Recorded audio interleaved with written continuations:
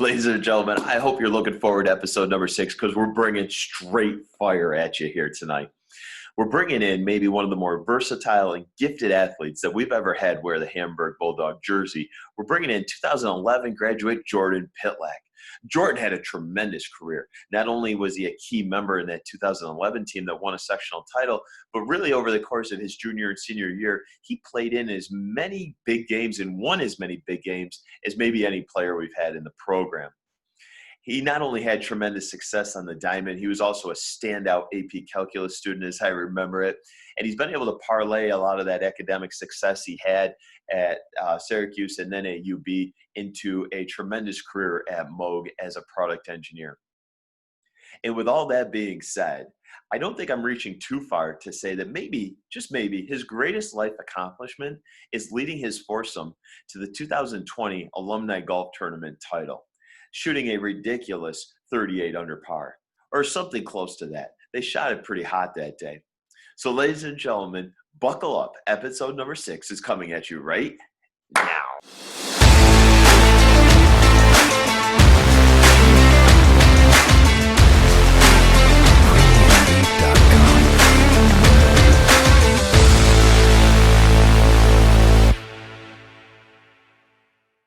Engineer, silky smooth shortstop, and recently our 2020 Alumni Golf Tournament champion. Ladies and gentlemen, it's 2011 grad Jordan Pytlak. Jordan, man, it's freaking awesome to catch up with you, buddy. Thanks for jumping on tonight, man.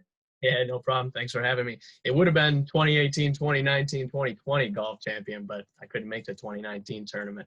Yeah. I'll tell you what, I think there's a lot of teams practicing right now with the idea of trying to dethrone you guys. So it'll be pretty intense next summer, that's for sure. Right. Bring it on. I'm ready. So we're going to try something new here in episode 6 that we haven't tried in the earlier ones. And we're going to call it our human highlighter here to jumpstart things. And we're going to try to picture like a big clock hanging over us. So we're going to try to answer as many of these goofy, silly questions as we can in roughly a minute or so. So you can let it fly and come up with the goofiest answers you can. Are you ready for this challenge? I'm ready. All right. Let's see. Coffee or tea? Coffee. Coffee for sure. Big creamer guy? Are we into fancy flavors or? Not really. Not really. The milk, if I have some laying out, I guess. There you go. Tim Hortons or Dunkin' Donuts? I make coffee at home. I don't usually go out too much. I used to get Tim Hortons quite a bit when I was working real early, like 5 a.m. shifts. I'd had to go in, but they've changed with their coffee recently. It's not good. I don't like it. Fair enough. Or something. They just built a Starbucks on the way, though. That's good coffee. Ooh. Now you're talking. Now you got a good excuse to pull in the drive-through there. I got to get a raise so I can go there every day, though. For sure. Dream travel destination. I think French Polynesia. That would be a nice. Bora, Tahiti. Those over-the-water bungalows. Those things look pretty fun. That sounds pretty good here, coming from Western New York in January here. Yeah, I'll take it. Favorite holiday? Thanksgiving. Good. What's your opinion on socks with sandals? Is that okay? It's okay if you're walking into the locker room to put your golf shoes on, and that's about it. And then they'll cut it off right there. Yes. Favorite type of music? I like the oldies, the classic rock. Stop. Dean Martin. I don't really get into this new stuff too much. Some new rock. I like Jack White stuff. Nice. Black Keys, a little bit, but mostly the classic rock. My station's always set to classic vinyl. Perfect. Secret talent. Secret talents. I don't know if a lot of people know. I'm a pretty decent bowler. Stop. Oh my God. I like to bowl a little bit. I don't have a 300, but my best score is like 260. You got to be kidding me. Stop. No, and I use my dad's shoes from the 70s still. Leather bottoms. Get a lot of slide in there. Oh my gosh. I dislike you more and more. Son of a gun. Name something you're afraid of. Not a big fan of snakes. Bingo. Hands down. Not a That's big fan. relationship with roller coasters? Love them. Faster, the better. Scarier, more dangerous. Bring it on. Bring it on. Favorite club in your golf bag? Driver. Easy. Hands down. I don't even need another club. Stick it on the green and putt with the driver. That's right. Derek Jeter, overrated or underrated? Well, I don't know if he could be underrated. I think a lot of people consider him the best shortstop ever. I'd have to agree. What's he got? 5 championships? Who knows how many gold gloves, silver sluggers? Got to be a lot. But I would say he's definitely the best shortstop of all time. Ooh. I'm a little biased as a Yankees fan, but I don't know about best baseball player of all time. There's a lot of baseball players. For sure. Now, probably the most important question of the night. What do girls see in T-Shaw? Listen, I've been asking myself that question for years. I don't think anyone knows the answer. Everybody's One of scratching the their world's head. greatest mysteries. I don't And think anyone will ever know. last one, can you name all 7 dwarfs? Sleepy, dopey. That's about it. That's 2 more that I got. Rule number 1 is the interviewing is probably to know the answer to your questions, and I got nothing on that one. That was a Those danger. are the only 7 dwarfs that I've been called, so you might be one of them. There we go. Oh man, that's good stuff, man. Our first willing participant on the human highlighter round. So that was some good stuff, buddy. Yeah, no problem. So you graduated in 2011, and we were talking here beforehand. It honestly feels like it was just yesterday when you were a standout student in AP Calculus, and somehow you survived that course and you came out on the other side of it. Take us through. You graduated in 2011. You're currently crushing it at Moog. Connect the dots for us. How'd you get there? After I graduated, went to Syracuse for a year for aerospace engineering. Got there, got my first bill in the mail for tuition. I decided this is not a good idea. I don't want to come out of here with $200,000 in debt. So I ended up going back to UB. Finished up there in 2015 with my mechanical engineering degree. UB is actually probably a better engineering school than Syracuse. It's definitely ranked higher. Mm-hmm. But Syracuse was a lot of fun. UB saved a lot of money, though. And I think it's probably the right call in the long run. Yeah. While I was at UB, I worked at Moog my junior summer. Got hired there out of college in the assembly and test area. And from there, I worked up to reliability engineering and now into product engineering. Just recently finished my master's in May in business. Congrats, buddy. Congrats. I didn't know that. Yeah, I just finished that up at night.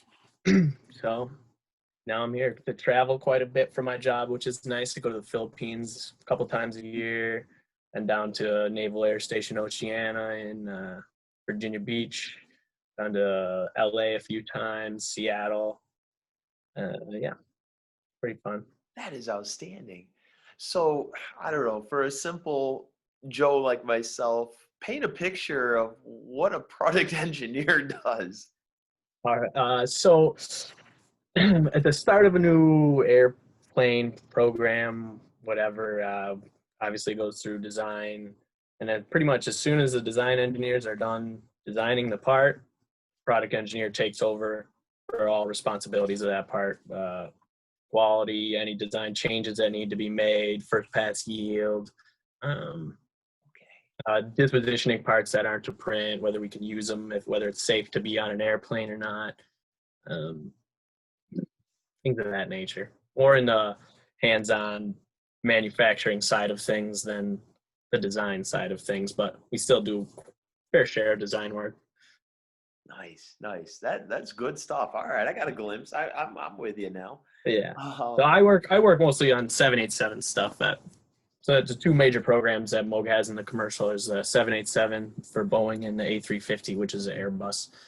We have 2 pretty major contracts for those two programs. And 787, I don't know how many people have flown on that. It's more intercontinental, Okay. like 300 to 400 passengers on the bigger side of plane. Wow. So how long exactly have you been with Moog now? It'll be 5 years in May. Oh my goodness. So I'm Yeah. gonna guess an average age of your department or the guys and folks you work with, or When I started there about 2 years ago, I was probably the youngest one in there. Now, there's been quite a bit of turnover, people going to other jobs too. I think there's 16 people in my department. I'm probably the eighth, okay. so, Yeah. I don't know, somewhere in there, 7, 8, 9. So you're climbing right up. You're a senior member of the department That's right. almost now. Yeah, I got to get that senior in front of my title though first. Yeah. Oh, that's good. If we keep looking forward here, what are you most excited about looking ahead to 2021? Golfing in the summer. It'd be nice to have the courses wide open, some ball watchers out there. Yeah. But no, on a serious note, a lot of stuff going on with work. A couple new programs we're bidding on. A lot of development work. Girlfriend's moving in with me at the end of this month. We'll see how. Ooh, congrats, boy. Yeah. So yeah, a lot of stuff. I just actually bought a house in Hamburg on Prospect. We'll be making it a rental property. I have a rental property in Orchard Park now. I'm trying to expand that part of my portfolio. Nice, nice. Rolling the money. Yeah, can we Right. sign an early contract to any Pytlak children coming to Hamburg? We'll get them enrolled in the program here, and that's probably a scary thought right now. I probably shouldn't have brought that up. Yeah, she's got 2 dogs coming in here. I don't know how that's gonna work. We'll see. um, the on the golf side, are you a member anywhere, or where do you do most of your golfing at? Yeah, I just joined Wanaka in September. Was at Gowanda for 3.5 years or so, but it's getting too far away to drive, and Yeah. Wanaka's just a nice. Yeah, it's so nice. But yeah, Gowanda is such a hidden gem, man. It That's is. a It is. It's a great course. If it was 20 minutes closer to my house, I'd be all over it. But no-brainer. Then yeah, I live in Blaisdell now, so it's like 45 minutes and tough to get there after work. yeah, for sure. Son of a gun. So how many of the guys? I'm trying to think. Of the guys you graduated with, who's married? Dellinger Dellinger's married. just got married. Maybe he's just engaged. I'm not sure. Ringo got engaged though. Ringo just got engaged. That's right. Yeah. Mike Kerr's married. Who's Um, married? I think they just had their first baby not too long ago. Oh, wow. Shoot, I think I'm missing one more. Yeah, because I was going to quiz you. Like that's kind of our favorite question of who's next, but it sounds Yeah. like Tyler Her's married and he's got a baby on the way. I think she's got to be close. no kidding. Yeah, he's living out in Scottsdale. Yeah, living the dream in Arizona. Right. Jeez Yeah, I Louise. just went to Scottsdale in November, play some golf. It was great. Loving your life, Pitt. I'm loving your life, buddy. Yeah, it's not bad. Yeah.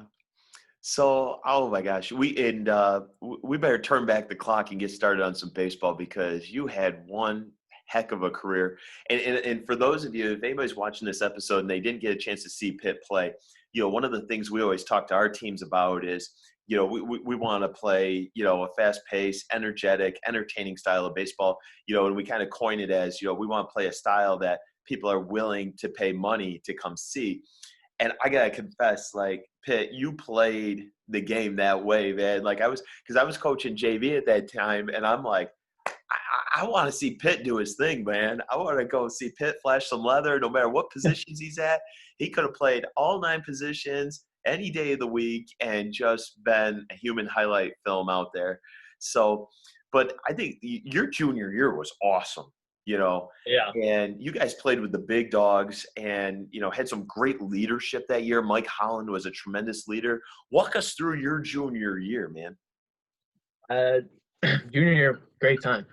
So I played basketball and my freshman and sophomore year, and I stopped playing after that. So the winter going into my junior year season, I know we were in the gym early mornings, 6 a.m., lifting weights, doing corner tosses, getting the batting cage up in the gym. I think three mornings a week there. I think you were there.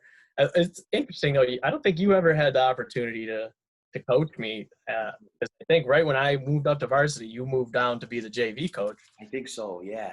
In that off season though, I mean it was you, and then you'd have to go do the what was it, the good morning math every once in a while. That's right. Leave us, and that's when we'd get into trouble in the mornings and build a lot of team camaraderie there.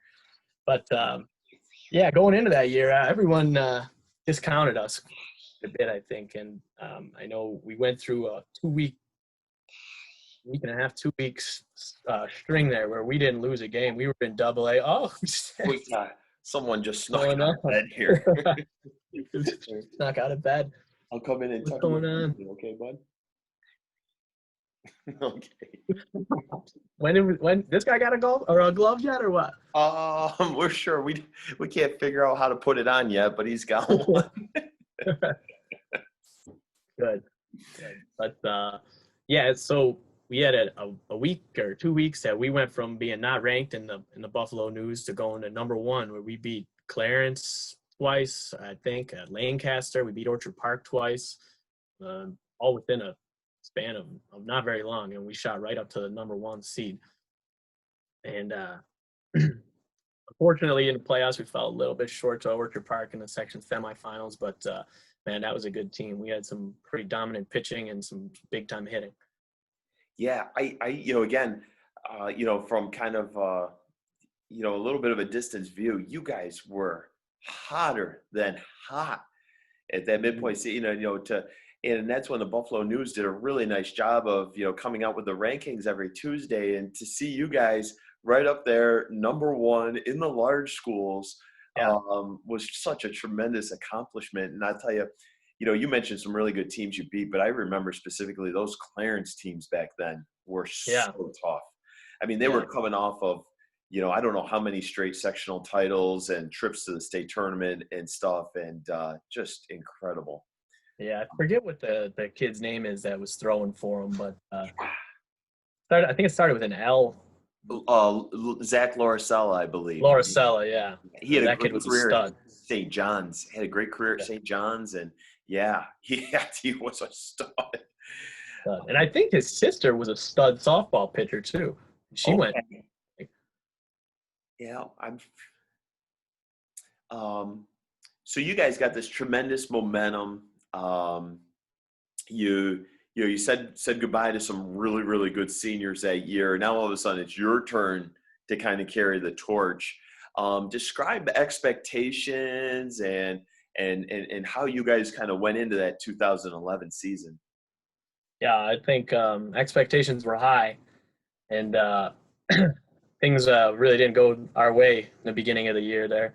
We started out, I think, 0-5 or something, and I remember Chafee calling a meeting, and I was very frustrated at the time.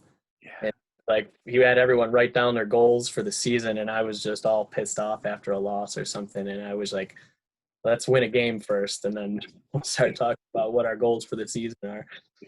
Well, lo and behold, I don't know if we lost again until the Far West Regionals, but yeah, we went on quite a run and lived up to those expectations, I think. To say the least.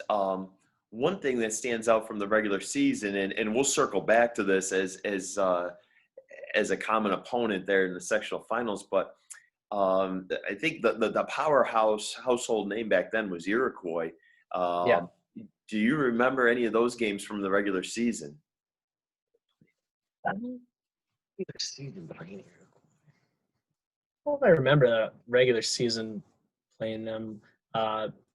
Obviously, I remember the section championship Yeah. against Iroquois.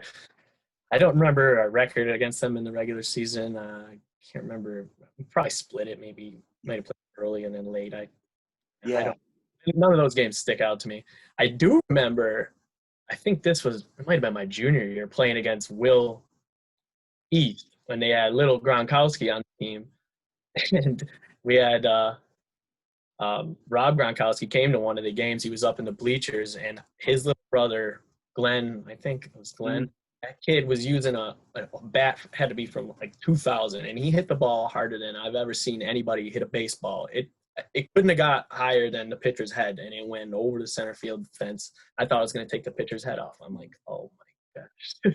I remember the guys talking about that. I think you was that Will North, maybe Will North. Yeah, Will North. You're right. Yeah, yeah. I remember Chafee describing that ball. I think it got out pretty quick. It might have been under 2 seconds it took to It get was out. a missile, and I'm like, oh, I don't want to pitch against this kid. Need a mouth guard. Yeah. Oh my goodness. But yeah, back to senior year. I don't remember playing Iroquois in the regular season, but section championship, that was a fun game, and I don't think anyone outside our dugout expected us to win that game, and pulled it out. I think, and again, I could be wrong on this, but Simon Selly and I were talking about this around Thanksgiving time. I think you guys, ruined their perfect regular season. Okay, yeah. So we must not have beat them in the regular season then, but that sounds right because I know there was some scouts there looking at some Iroquois kids, and the NCCC coach came up and he came up to me after the section game and he said, I came here to watch this Iroquois shortstop, and he offered me a spot to come play at NCCC, and I was like, yeah. Sorry. That's usually how it works. Yeah. So you guys, you get hot. This amazing turnaround. So we head into the playoffs, and right out of the gates, I mean, if anybody had any questions about the potential you guys had to make a run, huge statement in the first round of the playoffs there. Maybe one of the greatest offensive outputs that we've seen since I've been around. You guys hang a big number on Sweet Home. What was that day like? Oh, yeah. That was a fun day, real fun day. I think Sam Hogan was throwing, and gives up a home run to their second baseman in the top of the first. I think their second hitter or something.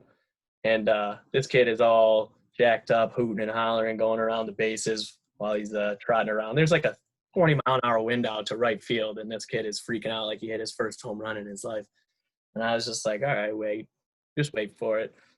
I was batting leadoff. We go to the bottom of the first, and this ball he throws me a fastball up at my eyes or something, and I just tomahawk it, and the ball just goes for forever. It would have been a pop fly if there was no wind, but okay, to the fence, it goes over the fence, and that kid's at second base, and I just smile and blow him a kiss while I'm running by him, and we hang a 20 spot on him, and we get out of there. Yeah. We bashed that team pretty good. I mean, we had some freshmen, sophomores, I think, came in and played the end of that game. Yeah. That's always nice when you can get some playoff experience for the end. I think we did. You're right. Now that you say it, I remember that. I think a lot of kids saw some playing time that day that maybe didn't anticipate it. That's for sure. Yeah. So then, and I can't remember, there might have been another game in between this one, but I remember the sectional semifinals, a really good Ken East team that I want to say was the 2 seed off the top of my head. A game that starts at their place, gets rained out. We go back a day or two later, resume the game at St. Joe's. And do you remember that extra innings and so forth? Yeah, I remember we were down, I think 6 or so when they rained the game out, and okay.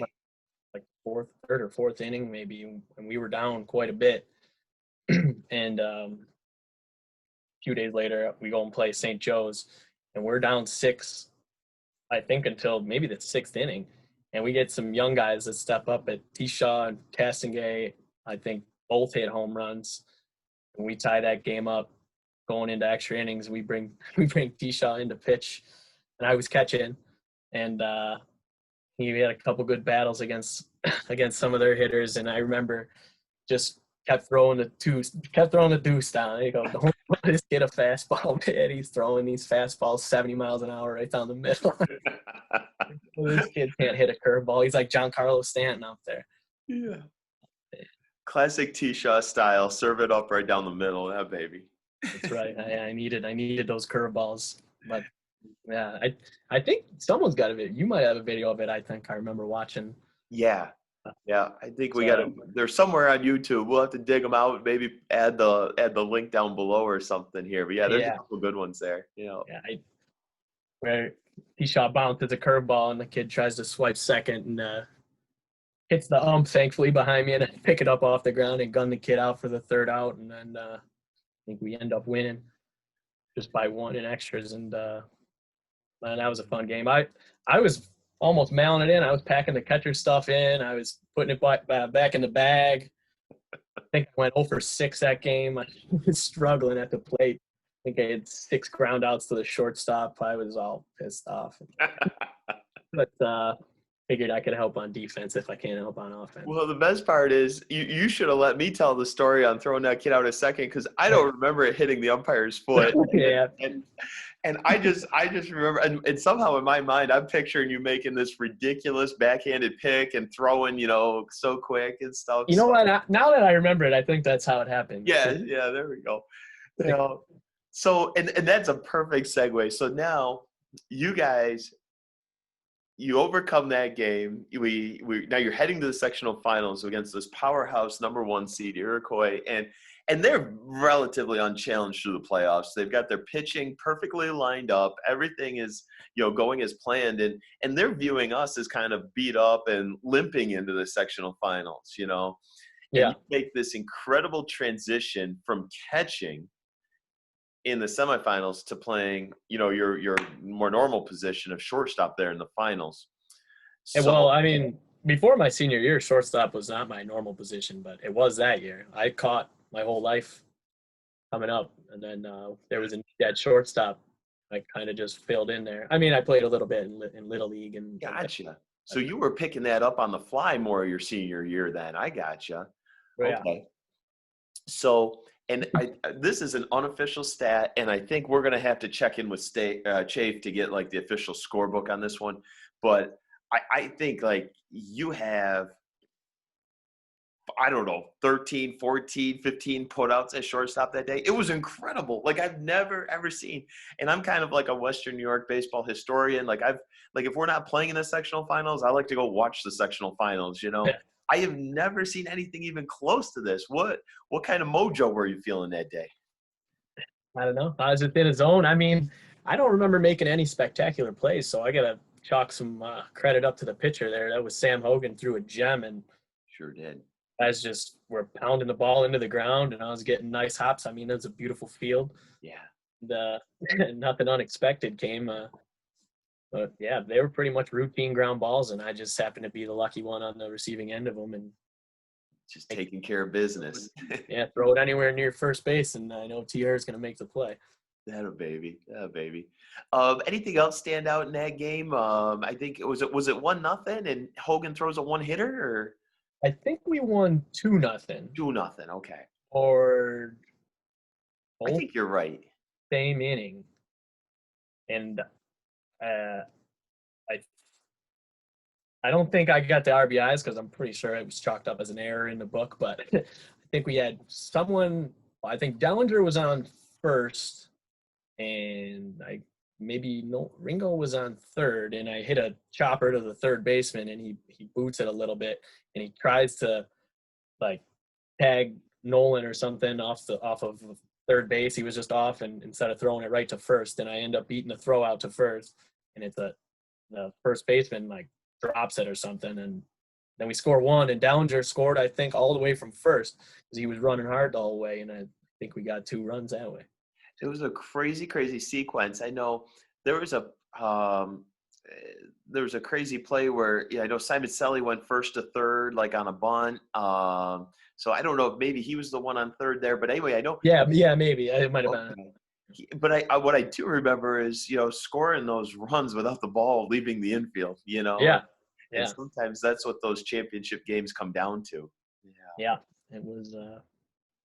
legged it out, and then they didn't score. Hogan threw a gem. It might have been a one-hitter. Yeah, speed, baby. And I will say Yeah. this. I think, your speed down the first baseline played a huge role in the way that play unfolded. There's no doubt about it. Yeah, that guy panicked. He had me if he would have just thrown me out, but he panicked and tried to do too much. Yeah. And then we'll spare ourselves of reliving the memories of the Pittsburgh-Sutherland game. Other than we'll say we might have been the better team that day, and Unfortunate.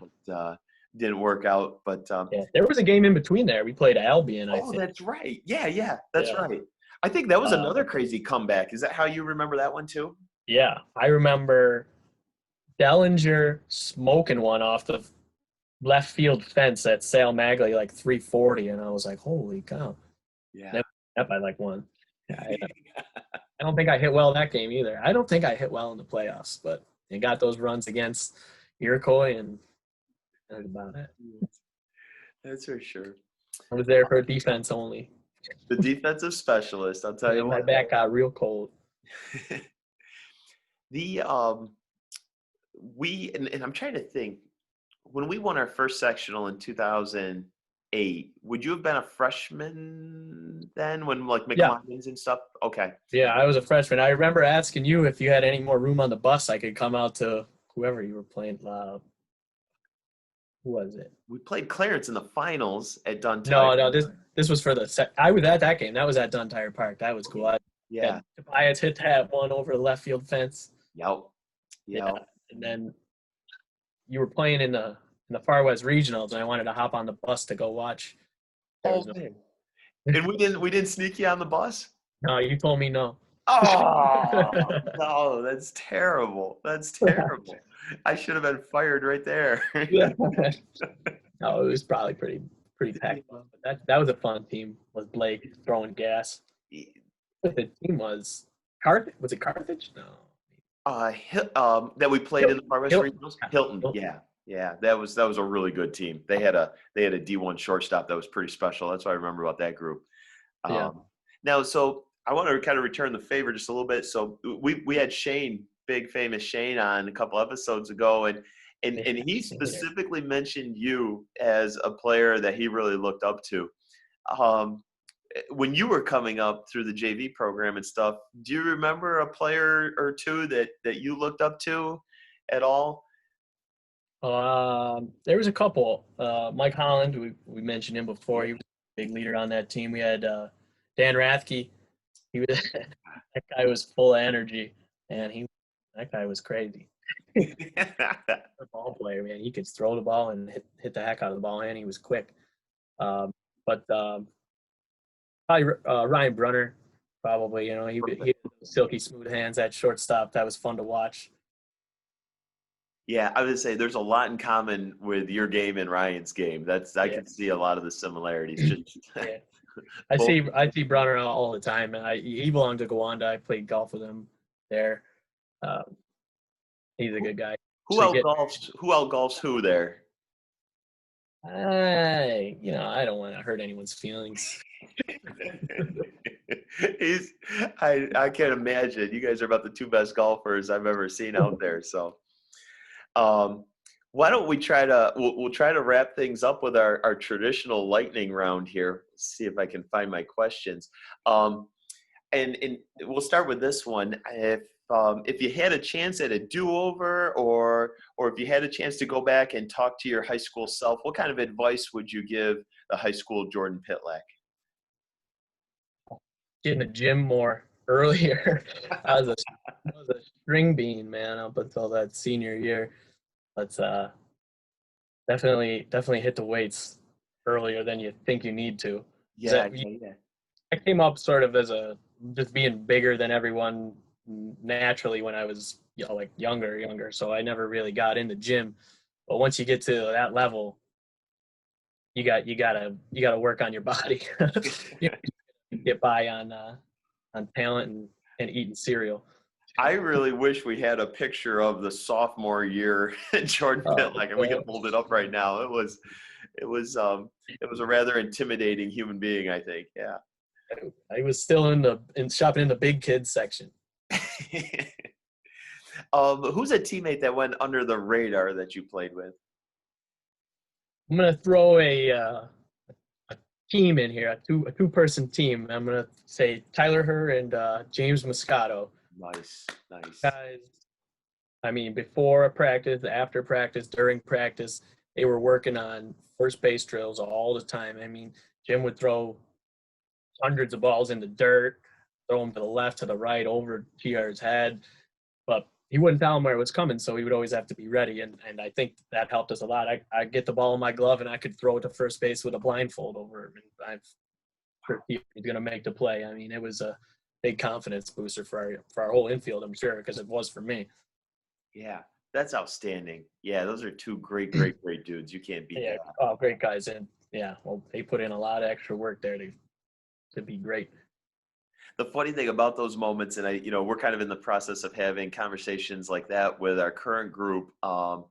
It's unbelievable how those things that maybe seem too little and too significant at the time turn out to be the big things in those big games. Yeah. I think there was a close game too against Hutch Tech that we almost lost. That's right. Yep. And I remember T. Herr made an unreal play at first base. I don't remember who threw it, but it got maybe halfway there, and he knocked it down with his arm, and the ball bounced away, and he had to get on his knee and crawl for it and just get his toe on the bag and punch the guy out. But that game was a little closer than we were hoping it was. Yeah. Oh man, I can't use to a city team. Never ended. Favorite place to go out and eat in Hamburg? A lot of nice new restaurants coming up. I probably would have said JP's had you asked me this question a couple years ago, but now I think I got to go with the Grange. Yes, absolutely. That's truth. If anybody out there hasn't been to the Grange yet, go check out the Grange. Check it out. It is. What's your go-to? What do you order there? I usually go with someone else, and I usually split a pizza and get the smash burger. Okay. Maybe an old fashioned or two. Yeah, right. Any favorite class or teacher that stands out from your time in Hamburg? I don't want to cause any dissension in your house, but I might have to go with Mrs. Hill. That's fair. Yeah, she was great. I think I had her first period my sophomore year, and then I had study hall second period, so we would get those spirals on. Oh, that's right. Yeah. And I would just go talk to her in the learning center right after, because I think she had it free too. We would finish that in about 10 minutes and then do crossword puzzles for the rest of the study. Yeah. That's outstanding. That's very good. She'll love to hear that. I think the feelings are mutual there. And favorite, we might have covered this already, but in case we haven't, I want to throw this out there. Favorite on-field memory wearing the Bulldog uniform? Yeah, I'm going to have to say that Sweet Home game. I mean, you just start rolling like that and you get those hot bats. And I mean, it's not even it was like a slugfest. They'd go 3 and out every time. I mean, we'd get 1, 2, 3, and we'd be right back to the sticks and hang a 7 spot on them and right back out and home run. That's fun. Unbelievable. That was a fun time. And then, I mean, obviously, it made it way more fun because that kid in the first inning was all jacked up going around the base. So every time we scored a run, we were yelling at him. I don't know. I think one of my favorite pictures, and I think as I get older and older as a coach, you start to cherish some of the pictures more and more. The things you weren't thinking of doing 10, 15 years ago. But there's a picture right after the final out of that Iroquois game, and you guys are the dog pile is starting on Hogan. Yeah. And I think there's a real good look of you there in that pile. And it's one of those moments that says all right, everything we did in the off season was worth it, Yeah. And, that was that's up there too. That was a fun bus ride home, that's for sure. Yeah, it is for sure. Yeah. We had little Evan Chafee, I think, run in there and get at the bottom of that pile. We had to get him out of there, so he didn't. Yeah, thank goodness he got out of there okay. Yeah, thank God. Thank God his left arm didn't get pinched. That thing's a rocket now. Yeah. I do remember because I think both the Iroquois game and then the Albion game were at Sal Magley, and Yeah. some good bus rides coming home over the Grand Island bridges and down Route 5 there. Yeah, for sure. Oh, Yeah. buddy.